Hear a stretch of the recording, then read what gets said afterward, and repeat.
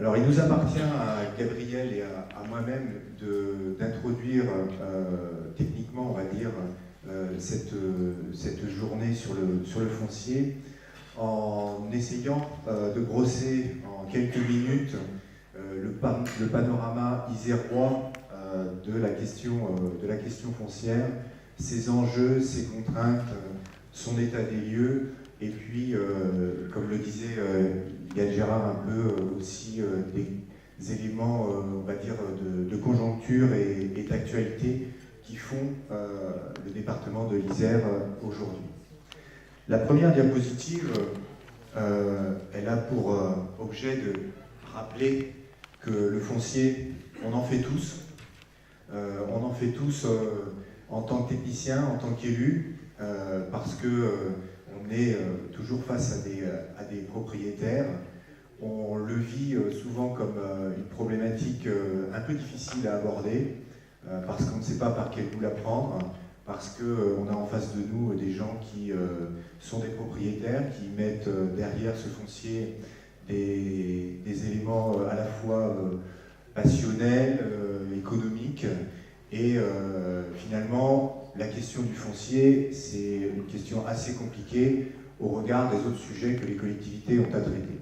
Alors pourquoi? Évidemment parce que si chacune des thématiques qui sont affichées à l'écran était parfaitement cloisonnée, finalement tout irait bien. Chacun serait dans un modèle économique, dans un modèle technique, et on n'aurait pas vraiment de problème.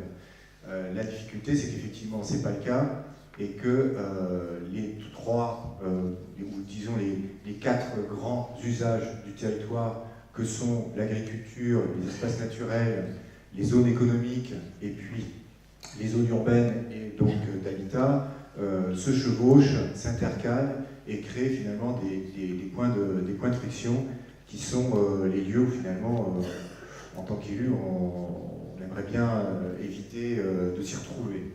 Alors, aujourd'hui, on va essayer de répondre à finalement, de débroussailler finalement ce sujet-là et d'inviter les collectivités et les élus à aborder cette question foncière dans une logique finalement plus transversale, et surtout à entendre que autour de ces collectivités, il y a des experts, il y a des gens qui sont là pour accompagner, pour animer, pour expliquer, et que finalement c'est pas forcément insurmontable. Donc trois parties, foncier, consommation d'espace en Isère, état des lieux et dynamique. Je m'attacherai à ce point-là. Quels enjeux pour les politiques foncières dans un marché immobilier en transition? Donc Gabriel de l'agence d'urbanisme fera un panorama assez exhaustif de cette question-là. Et puis nous conclurons en introduisant les futurs tableaux ronds. Alors la consommation foncière. Depuis une quinzaine d'années qu'on travaille sur le sujet à la SAFER Rhône-Alpes, on a à peu près tout entendu en matière de consommation d'espace. Au niveau national, vous avez entendu qu'on consommait un département tous les 7 ans. Nicolas Sarkozy, pas bien entendu, donc il a dit un département tous les ans. D'autres ont dit tous les 12 ans. Enfin, on entend un peu tout et n'importe quoi. La question, elle est moins du volume de la consommation que de la façon dont elle se passe et de la façon dont elle évolue finalement dans le temps.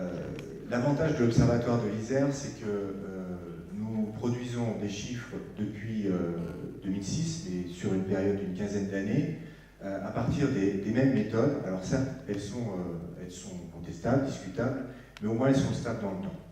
Ce que l'on observe aujourd'hui, c'est qu'en Isère, on a 488 hectares par an en moyenne sur la période 2010-2013 qui ont été utilisés pour de l'urbanisation, dont 353 hectares qui sont utilisés pour des surfaces urbanisées et 135 hectares qui sont pas réellement urbanisés, enfin pour partie urbanisés. 87 hectares, ça correspond à des infrastructures, et 48 hectares, ça correspond à des terrains qui sont finalement en mutation. C'est des terrains qui deviennent terrains à bâtir, qui deviennent terrains d'agrément. Voilà. À cela s'ajoutent des espaces qui évoluent très peu, qui sont les espaces agricoles et naturels, pour 24 hectares par an. Et ce qui est effectivement certain, c'est que la totalité des prélèvements d'espace pour de nouveaux usages se fait sur des terrains agricoles, donc 512 hectares par an qui sont utilisés pour l'agriculture. Est-ce beaucoup ou pas? C'est un peu ça la bonne question. Donc lorsque en 2005, la diapositive d'après, ouais, lorsque en 2005, pour mémoire, avec l'initiative de la Chambre d'agriculture de l'Isère et les services de l'État, avait été rédigé un guide foncier en Isère, nous avions présenté ces photographies aériennes. L'idée à l'époque, elle était de dire aux élus, attention, la périurbanisation, elle est intense, elle pose problème, et on voyait bien sur ces photographies depuis une cinquantaine d'années que finalement on consommait de plus en plus d'espaces agricoles. Il y avait donc un problème. Ce que l'on constate depuis 2006, c'est que la courbe de consommation de foncier s'est infléchie. On consomme de moins en moins de foncier agricole, mais on consomme toujours du foncier agricole. Donc on n'est pas arrivé au point zéro de ne plus consommer d'espace agricole. Donc il y a quand même un phénomène vertueux, on va dire, en Isère, dont on expliquera plus tard les causes, un phénomène de densification qui est effectivement réel. Donc on pourrait s'en réjouir. Cependant, ce que nous constatons à la SAFER et ce que les acteurs du monde rural et du monde agricole constatent, c'est que le mitage de ces espaces agricoles et ruraux demeure. C'est-à-dire qu'on continue à construire, éloignés des centres-bourgs, dans des espaces qui normalement devraient être exclusivement consacrés à l'agriculture. Et parallèlement, l'aspiration des ménages à un espace et un cadre de vie conduit à finalement une consommation invisible de l'ordre de 300 hectares par an. Voilà. Donc à la fois des aspects positifs et des aspects qui restent encore à faire évoluer et à traiter. Je laisse la parole à Gabriel. Bonjour à tous. Alors moi je vous propose dans cette partie d'examiner avec précision un petit peu la nature des liens qu'on va rencontrer entre d'un côté la problématique foncière et de l'autre les évolutions des marchés immobiliers. Donc dans cette partie, on va voir qu'actuellement on est dans un marché immobilier qui pourrait qualifier de période de transition. Donc on verra un petit peu quelles conséquences ça comporte, à la fois pour les ménages et les territoires isérois, et quelle stratégie foncière ça implique de la part des territoires. Alors pour faire un petit peu la transition avec ce qui a été dit précédemment, dans cette diapositive, je vous propose une analyse un petit peu rétrospective de comment a évolué la consommation d'espace liée ici à l'habitat. Donc vous avez une courbe qui vous présente en vert les consommations liées à l'habitat individuel et en rouge à l'habitat collectif. Alors la première conclusion qu'on peut regarder sur cette diapo, c'est que la période qui a été la plus intense en matière de production immobilière en Isère, c'est-à-dire la période après les années 50, a été aussi une des périodes où on a le moins consommé de foncier. On situe globalement deux grandes périodes, deux grands cycles de phase d'expansion de l'urbanisation. Une première période où là, on avait des parcelles assez grandes, donc une consommation d'espace qui était autour de 650 hectares par an, un petit creux dans les années 90, et une seconde période de développement périurbain, dans lequel on avait cette fois une consommation un petit peu moindre. Donc là, finalement, depuis 2009, on voit bien que cette consommation a baissé, puisqu'on est, je le disais, dans une phase de transition. On a un marché qui est un petit peu moins propice, et aussi, on a peut-être les effets un petit peu tardifs de la loi SRU, qui seraient liés à une certaine forme d'inertie entre les documents d'urbanisme et la période qu'il faut pour que cela procure des effets concrets sur la consommation foncière. Alors pour résumer un petit peu tout ça, depuis les années 2000 en Isère, concrètement, on a produit à peu près autant de logements collectifs que de logements individuels, sauf que d'un côté, les logements individuels ont représenté 90% des surfaces consommées, tandis que le collectif représentait 10%, avec respectivement donc un facteur 1 à 10, entre d'un côté 1000 m² en moyenne consommés pour l'individuel et 100 m² pour le collectif. Alors ça, bien sûr, vous n'êtes pas sans ignorer que c'est lié à un phénomène de société, des flux migratoires qui s'opèrent entre d'un côté les villes-centres et leurs périphéries, Alors ça résulte en premier lieu d'un phénomène social, l'idéal de la maison individuelle, mais aussi d'une réalité économique, celle des coûts du foncier. Donc là, pour illustrer ça, on voit bien sur la carte les coûts décroissants à mesure qu'on s'éloigne du centre, et ceci donc conduit de plus en plus d'acquéreurs à fuir les villes pour aller pouvoir acquérir des biens selon leur budget. Donc là, sur cette carte qui représente les flux d'acquéreurs dans le marché isérois, on voit bien donc, le rayonnement conjoint des deux agglomérations lyonnaises et grenobloises en matière d'acquéreurs. Alors il est vrai que depuis les années 2000, on a eu une période qui a été marquée par une forte envolée du marché. Donc en près d'une décennie, finalement, les prix de l'immobilier ont quasiment doublé en Isère, tandis que les revenus des ménages n'ont augmenté que de 25%. Alors à ce titre, c'est intéressant de souligner la spécificité du marché grenoblois en Isère. On a une étude donc, de l'université de Paris-Dauphine qui était parue en 2010, qui nous montrait que finalement, avant l'augmentation des prix, le marché isérois, et plus particulièrement grenoblois, était particulièrement élevé, et que pendant la période d'augmentation, le marché grenoblois figurait parmi les agglomérations qui ont connu les plus fortes croissance des prix. Donc ça a eu quand même des impacts économiques favorables, on ne souligne pas assez, puisque finalement, au niveau national, ça a contribué à apporter des liquidités avec les plus-values qui étaient opérées par les acquéreurs, et ça a aussi particulièrement stimulé, il faut dire aussi, la fiscalité locale. Alors ça s'est effectué bien entendu au détriment du pouvoir d'achat des ménages. À l'échelle nationale, on a constaté entre 2005 et 2011 un doublement de la dette immobilière des ménages, qui est passée d'environ 400 milliards à 800 milliards. Aujourd'hui, elle représente 40% du PIB français, et un allongement de la durée des prêts d'environ 7 ans entre la fin des années 90 et les années 2008. Alors aujourd'hui, finalement, dans cette période de transition, on assiste à une forme de gel du marché qu'on pourrait qualifier en haut de cycle. Ça, c'est lié à quoi? Finalement, on a un maintien des prix chez les vendeurs et une forme d'attentisme chez les acquéreurs qui attendent que ça baisse pour pouvoir accéder à leur projet immobilier.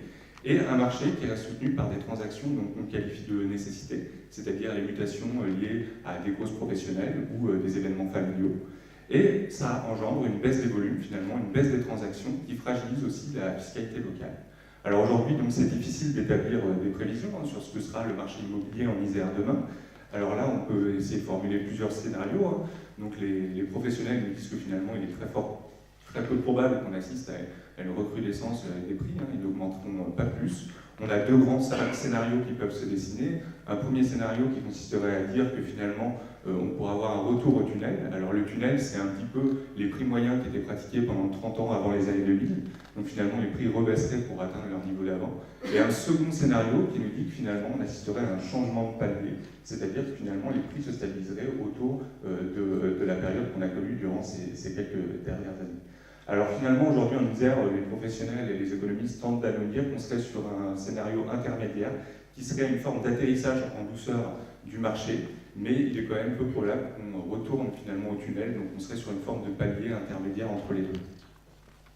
Alors, en ce qui concerne plus précisément la production neuve, donc là on a parlé du marché essentiellement de l'ancien, on a eu aussi une période d'effervescence, et aujourd'hui il semblerait qu'on soit sur une forme de stabilisation au plancher, bien que depuis cette année, en 2014, on constate une petite forme d'amélioration du marché immobilier neuf. Alors c'est vrai qu'on a une conjoncture très favorable, qui a été en partie stimulée par un marché propice, mais aussi une série de dispositifs fiscaux relativement qui ont impulsé finalement la production de logements neufs, et un contexte aussi propice en termes de marché pour absorber les surcoûts de l'inflation normative, à savoir des normes de construction de plus en plus exigeantes. Et ça a eu un effet de levier considérable sur le prix du foncier. On sait aujourd'hui que finalement, quand l'immobilier augmente, le prix du foncier augmente beaucoup plus rapidement. Et depuis 2009, donc avec les événements de la crise de l'automne 2008, on assiste à un essoufflement, une forme d'essoufflement de la production neuve, avec des volumes qui sont affaiblis aussi par le retrait de la clientèle investisseur. Il y a l'érosion des avantages cédés principalement, mais des prix de vente qui se maintiennent à un niveau élevé. Alors pourquoi finalement? Déjà parce qu'on a une forme d'incompressibilité des coûts de construction et une inertie dans le prix du foncier, c'est ce qu'on appelle l'effet de cliquet, c'est-à-dire que quand l'immobilier augmente, le foncier augmente plus rapidement, mais quand l'immobilier rebaisse, finalement, le foncier ne baisse pas tout de suite, puisqu'on a une forme d'attentisme au niveau des vendeurs qui attendent des jours meilleurs pour revendre leurs biens. Et face au retrait du marché de l'ancien, finalement, un autre risque, finalement, un marché du neuf qui serait de moins en moins compétitif par rapport à son prix. Alors pour conclure sur ces éléments qui étaient assez denses, c'est une analyse assez succincte du marché, rapide, finalement cette transition du marché, qu'est-ce que ça suppose comme implication pour les territoires comme pour les ménages isérois? Alors, est-ce que finalement, le léger retrait des prix qu'on constate est une bonne nouvelle pour les acquéreurs?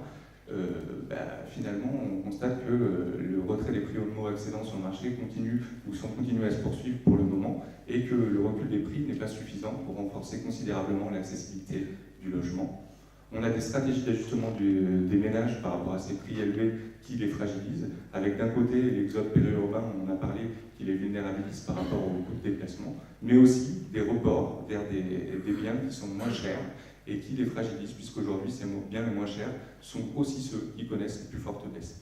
Donc ça, je ne développerai pas là-dessus davantage. Finalement, il y a quand même une bonne nouvelle, on l'a vu, c'est qu'on a des conséquences qui sont plutôt vertueuses pour la consommation d'espace, avec une baisse de la consommation d'espace de 40% entre la période 2006-2009 et 2010-2013.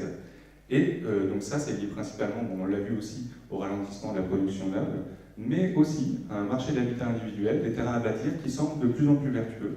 Finalement, on remarque aussi qu'à prix de l'eau constant, autour de 100 000 € en Isère, les terrains à bâtir sont de plus en plus petits, avec des prix unitaires au mètre carré de plus en plus chers.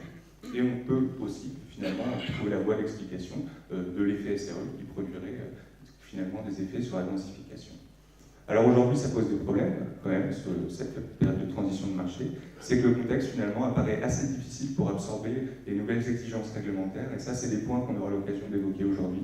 C'est-à-dire, finalement, aujourd'hui, pour le marché de l'habitat, comment on peut atteindre les objectifs à la fois quantitatifs et qualitatifs de production de logements, des objectifs sur le plan législatif, avec la loi SRU, la loi ALUR, les objectifs des SCOT, dans un contexte, finalement, de retrait du marché, avec des prix que le marché peine à absorber. Donc voilà un petit peu pour ce panorama rapide et assez dense sur la conjoncture du marché. Donc je passe la parole à Yann pour la conclusion. 30 secondes. Alors en 30 secondes, je ne vais pas détailler ce graphique, mais il tente de faire la synthèse de notre propos préalable. Aujourd'hui, on se trouve dans une situation où l'urbain a connu finalement une forte production et une amélioration qualitative en matière de logement, mais la pression normative et tout un tas de choses ont conduit finalement à une hausse des prix et à une éviction des ménages modestes. Et ça a entraîné une adaptation finalement de la stratégie des ménages et un choix résidentiel plutôt dans les espaces ruraux. Ça a eu des avantages, en matière de dynamique territoriale, en matière d'économie présentielle. On le voit dans nos territoires ruraux, cette dynamique qui est à l'œuvre, de maintien et de développement des équipements et des services. Mais effectivement, ça a eu comme corollaire une perturbation du marché de l'habitat individuel dans les milieux ruraux, donc un report des populations les plus précarisées, une vulnérabilité énergétique et donc cette fameuse pression sur l'espace agricole. Donc la réponse du législateur, on le voit, elle est multiple. Elle vient se cumuler avec une crise économique et une perte de confiance finalement à la fois des acteurs économiques et des ménages, et un attentisme des investisseurs et des propriétaires d'entre eux. Donc finalement, la question qui se pose aujourd'hui, c'est quelle est l'adaptation des politiques foncières des territoires et quelle est la capacité d'action finalement de nos collectivités pour répondre aux besoins de nos populations. C'est ce que donc nous allons voir dans les interventions qui suivent. Merci à tous les deux.